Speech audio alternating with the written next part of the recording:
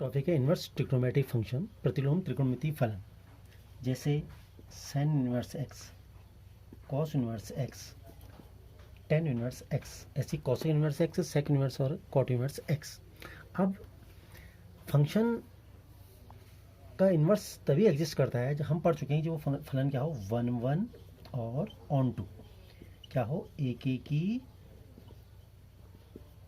और आच्छादक, तभी फलन का इन्वर्स एग्जिस्ट, उसका प्रतिलोम एग्जिस्ट करता है। अब साइन एक्स फंक्शन है, पहले ये देखेंगे साइन देखिए, अब इसको स्टडी करने के लिए पहले हम साइन एक्स का कर्व खींचते हैं। ये साइन एक्स फंक्शन है, पढ़े हैं आप लोग, 0 π/2 पाई, 3π/2 2 पाई, -π/2 माइनस पाई -3π/2। अब ये देखिए साइन की मैक्सिमम वैल्यू क्या है, 1, और मिनिमम वैल्यू कितनी है, -1, यहाँ पर -1। अब ये फलन 1 1 कहाँ पर है, देखिए 1 1 मतलब एक ही कहाँ पर है। अगर हम इसको इस इंटरवल को लेते हैं तो यहाँ पर जो फंक्शन की वैल्यू है वही वैल्यू इसकी यहाँ पर भी है। तो इस इंटरवल में, इस अंतराल में दो वैल्यू का मान क्या है, एक ही। एक्स की दो वैल्यू के लिए वाई का मान क्या आ रहा है, सेम आ रहा है। यहाँ से यहाँ तक लेते हैं तब भी दो वैल्यू के लिए एक्स का मान क्या आ रहा है, सेम आ रहा है। तो हमें इसको एक ही करने के लिए एक ऐसा इंटरवल ढूंढना पड़ेगा जहाँ पर क्या है, ये एक्स के विभिन्न मानों के लिए वाई का मान भी क्या हो, भिन्न भिन्न आए। तो ऐसा कहाँ पर दिख रहा है, देखिए -π/2 से लेके π/2, एक्स की वैल्यू डिफरेंट रखो, डिफरेंट, यहाँ पर मान डिफरेंट, यहाँ पर मान डिफरेंट, यहाँ पर मान डिफरेंट, यहाँ पर मान डिफरेंट, तो हर जगह पर इसका मान क्या है, अलग अलग। तो -π/2 से लेके +π/2 के बीच में ये फलन क्या हो रहा है, 1 1। देखिए आप हर वैल्यू 1 1 हो जा रहा है, ठीक हो गया। कौन सा फलन, साइन एक्स फलन। और इसमें हर वाई के लिए भी क्या है, एक्स की मान क्या है, एक है। तो यहाँ से यहाँ तक फलन -π/2 से लेके π/2 तक साइन एक्स फंक्शन क्या है, इसका इन्वर्स एग्जिस्ट करेगा। हाँ, ऐसा फिर अगर मैं इसको तोड़ दूँ π/2 से लेके 3π/2 तक, फिर यहाँ पर करेगा। ऐसे बहुत से इंटरवल हैं, जैसे -π/2 से लेके π/2 के बीच में इसका एग्जिस्ट करेगा, π/2 से लेके 3π/2 तक फिर इन्वर्स एग्जिस्ट करेगा। बहुत से मानों के लिए इन्वर्स क्या करेगा, एग्जिस्ट करेगा। अगर मैं -π/2 से लेके 3π/2 लिख लेता यहाँ से सपोज यहाँ तक, तो बहुत सी वैल्यू के लिए मान क्या हो जाता, सेम। दो जगहों की वैल्यू का मान यही आता कहीं पर भी। तो इसको हमें क्या करना पड़ेगा, तोड़ना पड़ेगा। तो -π/2 से लेके मैं π/2 के बीच की बात कर रहा हूँ, ये हो गया। तो इन्वर्स निकालने की पहली कंडीशन हमारी क्या होनी चाहिए, एक ही होना चाहिए। एक ही हमने बता दिया इस इंटरवल में। दूसरा आच्छादक होना चाहिए। और तीसरा, जब हम इसका कर्व खींचेंगे तो इसके कर्व को हम इस प्रकार खींचेंगे। देखिए सपोज करो ये है, इसमें क्या हो जाएगा, क्योंकि इन्वर्स में क्या होता है, फंक्शन अगर x टू y है तो उसका इन्वर्स क्या आता है, g y टू x। उसके डोमेन उसके रेंज बन जाती है, उसकी रेंज उसके डोमेन बन जाते हैं। अब हम क्या करते हैं, देखिए सपोज करो ये π/2 पर इसका मान कितना था, 1, और -π/2 पर इसका मान कितना था, 1। अब ये क्या हो जाएंगे, जो y एक्सिस में थे ये x एक्सिस बन जाएंगे, x एक्सिस बन जाएंगे। तो यहाँ पर -1 और ये यहाँ पर 1, ठीक हो गया। दूसरी कंडीशन, इन्वर्स फंक्शन का ग्राफ खींचने के लिए हमेशा क्या करते हैं, इसकी y = x में क्या देखते हैं, मिरर इमेज देखते हैं। इसकी क्या देखते हैं, y = x में क्या देखते हैं, मिरर इमेज। मिरर इमेज मतलब ये कैसा दिखाई देगा, y = x में ग्राफ ऊपर ऐसा है तो नीचे कैसे दिखाई देगा। तो ठीक है, अब जनरल हम सोचें तो देखो ये ग्राफ ऊपर ऐसा है यहाँ से यहाँ तक, तो नीचे ये कैसा दिखाई देगा, ऐसा दिखाई देगा। यहाँ से यहाँ तक ये ऐसा है तो यहाँ कैसे दिखाई देगा, ऐसा। तो ये ग्राफ तो हमने इसका खींच दिया, ये इसका क्या आ जाएगा, ग्राफ -π/2 से लेके π/2 तक। या इसको दूसरी बात ऐसे समझ सकते हैं हम, यहाँ पर 0, फिर लिख लेते हैं यहाँ पर π/2, यहाँ पर लिख लेते हैं -π/2, फिर पाई, फिर 3π/2, 2 पाई, और ऐसे -π/2 -पाई -3π/2। अब देखिए ये पहला पॉइंट क्या है, जहाँ पर x की वैल्यू π/2 थी तो y की वैल्यू +1 आई थी। तो π/2 वाले पॉइंट पर इसकी वैल्यू 1 आई थी, तो ये कहाँ पर होगा, यहाँ पर। ये देखिए π/2 पर इसकी वैल्यू 1 आई, ऐसी -π/2 पर इसकी वैल्यू क्या आई, -1। अब इस ग्राफ को मैंने, और एक पॉइंट 0 पर तो 0 है ही, इस ग्राफ को मैंने इसको क्या करना है, आपस में ड्रॉ करना है। तो ड्रॉ करने के लिए देखिए मैं इसको मिलाना चाहूँगा ऐसे। अब मिलाऊंगा ऐसे, मिलाने का कॉन्सेप्ट यहाँ से देखिए, मेरा इमेज था ना ऐसे, तो इसको ऐसे ले आइए, ये समझ गए आप लोग। ये तो ये -π/2 से लेके π/2 के बीच में इसका ग्राफ क्या आ गया, ऐसा आ गया। फिर ये चीज़ दोबारा यहाँ से पाई में 0 होती, सेम। फिर 3π/2 में ऐसे आती, फिर ये भी माइनस पाई में ऐसे होती, फिर 3π/2 में ऐसे आ जाती, आती नहीं आती।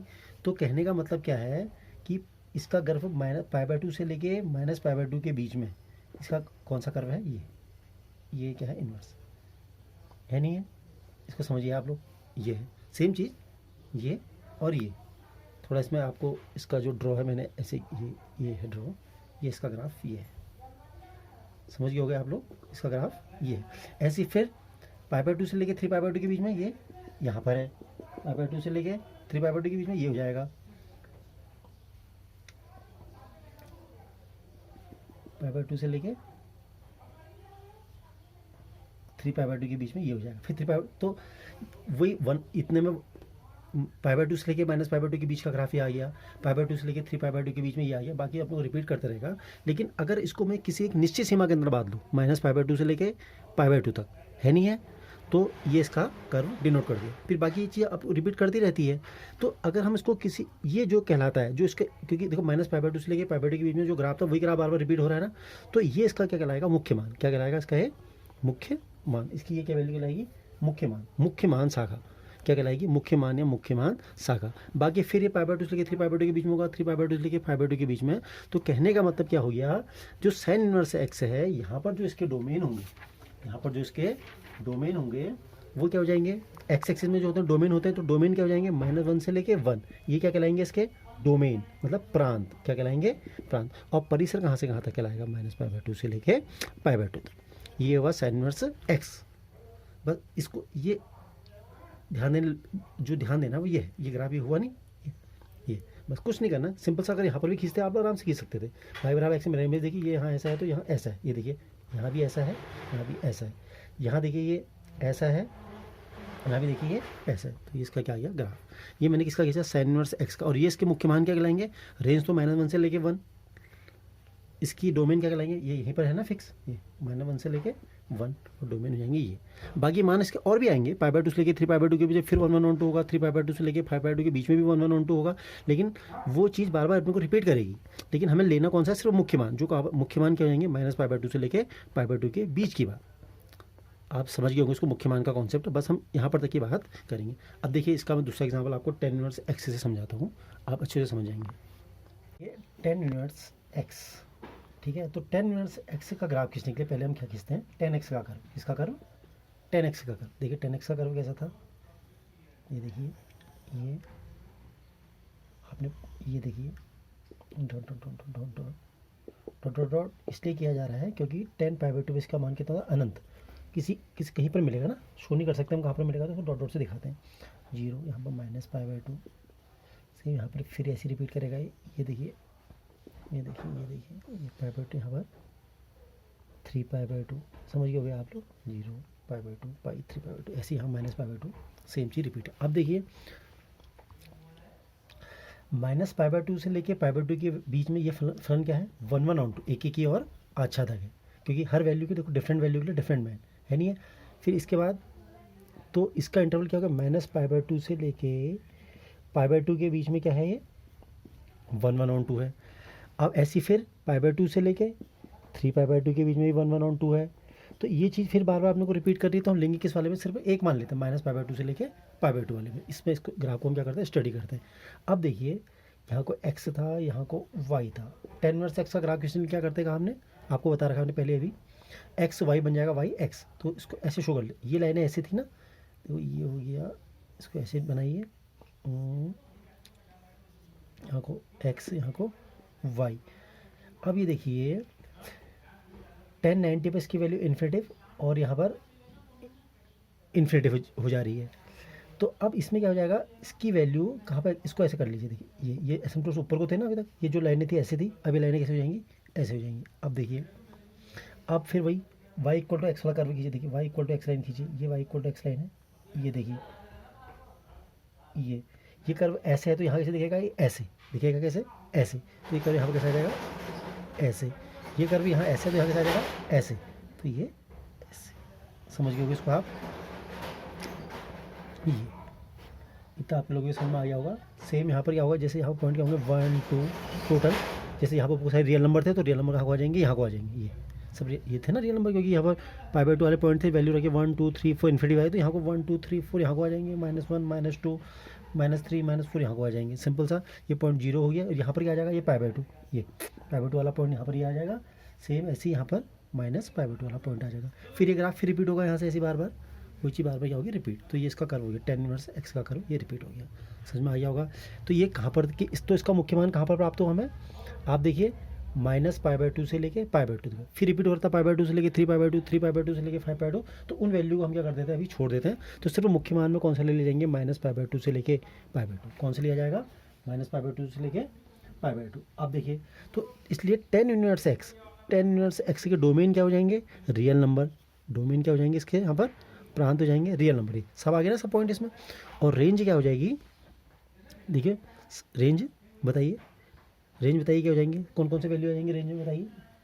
सेम कहाँ पर लाई करिए हो रेंज, -π/2 से लेके π/2 की, -π/2 से लेके π/2 के बीच में। लेकिन ये पॉइंट इसमें नहीं होंगे, क्योंकि यहाँ पर क्या हो रहा है, देखो टच कर रही लाइन, टच नहीं कर रही ना, ऐसे निकलेगी ये। तो -π/2 से लेके π/2, तो ये क्या हो जाएगा इसका कोई इसका tan इनवर्स x के मुख्य मान हो जाएंगे -π/2 से लेके π/2। सिंपल सा, समझ में आ गया वो tan इनवर्स x का कर्व। अब देखिए जैसे अब हम समझ गए ना, sine inverse, cos inverse, cos inverse. तो ये क्या होगा, इनके प्रांत डोमेन हो गए, ये उनकी रेंज। सबकी मैंने रेंज ही लिख दी है, आपको याद भी कर लेना, आप इनकी रेंज को सब याद भी करोगे। पर ये इनके मुख्य मान है, इसी का यूज़ होगा इस चैप्टर में। आगे को जो है इनवर्स फंक्शन में हम इनका यूज़ करेंगे। तो आपको क्या करना है, इन सबको याद कर लेना है। और याद करने का तरीका आप एक चीज़ और सुन लीजिए, देखिए जो साइन है और tan है और कौसक है, इन तीनों में सिमिलरिटी है। ये -π/2 से π/2, -π/2 से π/2, ये सब में है। सिर्फ कॉस वाले में क्या है, देखो जीरो एग्जिस्ट नहीं करेगा, क्योंकि खुद ही हिसाब लगा लीजिए। जीरो में क्या हो जाएगा, साइन 0 होता है, कॉस 0 1/0 इन्फिनिटी एग्जिस्ट नहीं करता, तो उसको हटा दो, ठीक है। बाकी सेम। और tan वाले में देखिए वही चीज़, -π/2 से π/2 है, लेकिन क्लोज इंटरवल है। यहाँ क्या है, ओपन इंटरवल है, यहाँ क्लोज था, यहाँ ओपन इंटरवल इसलिए कि tan 90 वाली इन्फिनिटी होती है। तो याद करने का तरीका भी सही हो गया। साइन, कॉसेक और tan एक जैसा, ऐसी कॉस, सेक और कॉट एक जैसा। 0 से लेके पाई, यहाँ भी है, यहाँ क्लोज में है, ओपन में। बस आप आराम से इसको याद कर लीजिए। अब इसके मैं एक दो क्वेश्चन बताता हूँ, आपके समझ में आ जाएगा कि मुख्य मान का उपयोग किस प्रकार होता है। देखिए क्वेश्चन है, साइन इनवर्स 1/√2 का, साइन इनवर्स 1/√2 का मुख्य मान ज्ञात कीजिए। अब देखिए साइन इनवर्स 1/√2 आप ऐसे लिखेंगे, sine inverse 1/√2 equal to y, sine y equal to कितना आ गया, 1/√2। अब साइन की वैल्यू प्लस कहाँ कहाँ होती है, देखो आपको ट्रिग्नोमेट्री में पढ़ रखा आपने। यहाँ पर सब प्लस होता है, यहाँ पर साइन और ASTC, यहाँ ऑल प्लस, यहाँ साइन और कॉसेक, यहाँ टेन और कॉट है, यहाँ कॉस और सेक।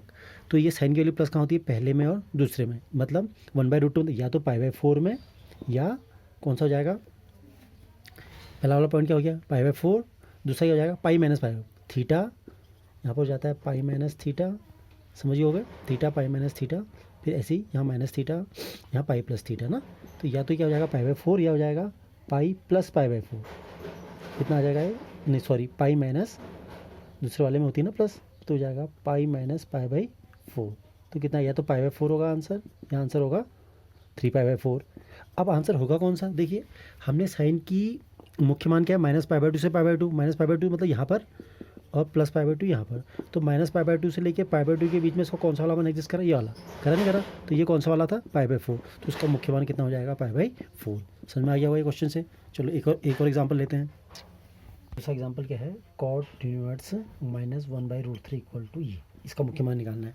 देखिए क्या लिखोगे आप, cot inverse -1/√3 equal to y, cot y equal to -1/√3। अब कॉट की वैल्यू निगेटिव कहाँ होती है, आपने खींचा, आपको पता है ये। फिर वही चीज़, ये देखिए जल्दी से, कॉट की वैल्यू निगेटिव कहाँ होती है, यहाँ tan और कॉट प्लस होते हैं, यहाँ सब प्लस, तो या यहाँ या यहाँ। तो 1/√3 का मतलब कितना हुआ, ये हुआ आपका 1060 π/3।